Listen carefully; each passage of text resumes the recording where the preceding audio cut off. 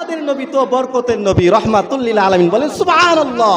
নবীর কাছে এক ব্যক্তি আয়েশা বলল, হুজুর বৃষ্টি হয় না, আপনি বৃষ্টির জন্য একটু আল্লাহর কাছে দোয়া করে দেন। সুবহানাল্লাহ পড়েন। নবীজি যখন দুই হাত তুলেছে, সাথে সাথে আল্লাহ আকাশ থেকে বৃষ্টি, রহমতের বৃষ্টি ব্যবস্থা করে দিয়ে। সুবহানাল্লাহ। এবং নবী বৃষ্টি হইতেছে, বৃষ্টি যে শুরু হয়েছে, বৃষ্টি তো আর বন্ধ হয় না। বৃষ্টি কি হয় না, এই অনেক সময় হয় না, বৃষ্টি বন্ধ হয় না, কি বলেন? তাহলে বৃষ্টি দিনে রাইতে হইতে হয়, কি বলেন? এরকম হয় না, কি বলেন? কিন্তু বৃষ্টি যদি বেশি হয়ে যাও, এটাও আমাদের আযাবের কারণ, আমাদের সমস্যার কারণ। আবার বৃষ্টি না হইলেও সমস্যার কারণ। এই জন্য যতটুকু বৃষ্টি দরকার ততটুকু বৃষ্টি আমরা চাই। কথা বলেন ঠিক কিনা? মহান রব্বুল আলামিন এক আয়াতে কত সুন্দর করে এই কথাটা বলেছেন, ওয়া আনজালনা মিনাস সামাই মাআম বিকদার। আল্লাহু আকবার বলেন। আমি আল্লাহ আকাশ থেকে পরিমাণ মতো বৃষ্টি বর্ষণ করি, বেশিও বৃষ্টি দান করি না, বেশি বৃষ্টি বর্ষণ করি না, আবার কমও করি না। সুবহানাল্লাহ। আমরা অনেক সময় 1000 যদি রাতে দিনে বৃষ্টি পড়ে, বৃষ্টি হয়েছে শেষ করে লেছে জমি সব। কথা বলেন ঠিক কিনা? আবার যদি কম বৃষ্টি হয়, খালি একটু ভিজে বালুগুলা, আর বৃষ্টি হইলো না, বৃষ্টি গেছে। বলেন ঠিক কিনা? আমরা সমালোচনা করি, কিন্তু আল্লাহ এই আয়াত দ্বারা প্রমাণিত হয়, আল্লাহ তাআলা যেই পরিমাণ বৃষ্টির প্রয়োজন ওই পরিমাণ বৃষ্টির ব্যবস্থা আল্লাহ করে দেয়। সুবহানাল্লাহ। দোয়া করার সাথে সাথে কি হইল, নবীজি হাত তুললেন, বৃষ্টির ব্যবস্থা হয়ে গেল। সুবহানাল্লাহ পড়ে। বৃষ্টির কি ব্যবস্থা? বৃষ্টি এভাবে হইতে হইতে কিতাবের মধ্যে 8 দিন বৃষ্টি হয়েছে। কয়দিন? আর বৃষ্টি তো আর বন্ধ হয় না। 8 দিন বৃষ্টি হলে কি অবস্থা হবে?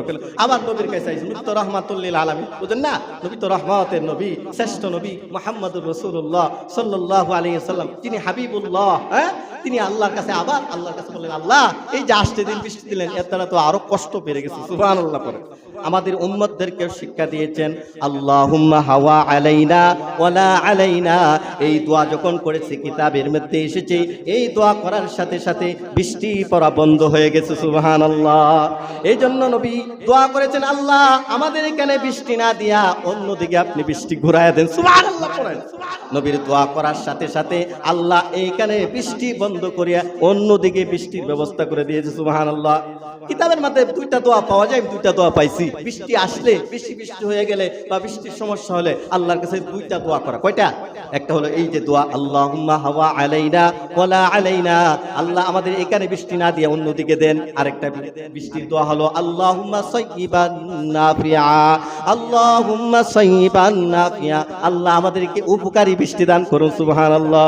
যেই বৃষ্টি দিলে আমাদের ক্ষতি হবে, আমরা সেই বৃষ্টি আমাদের সমস্যা হবে এমন বৃষ্টি দেওয়ার দরকার নাই।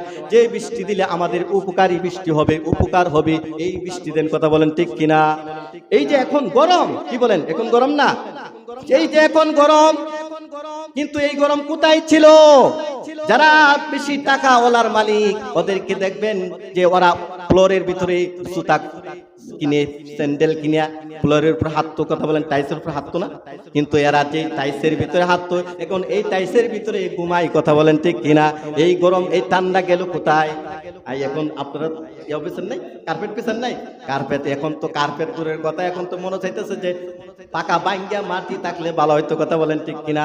এই গরম গেল কোথায়? এই শীত গেল কোথায়? এখন গরম আসছে, আবার শীত চলে আসবে। তাহলে আল্লাহ পাক মুহূর্তের ভিতরে আল্লাহ শান্তির ব্যবস্থা করে দিতে পারে। কথা বলেন ঠিক কিনা?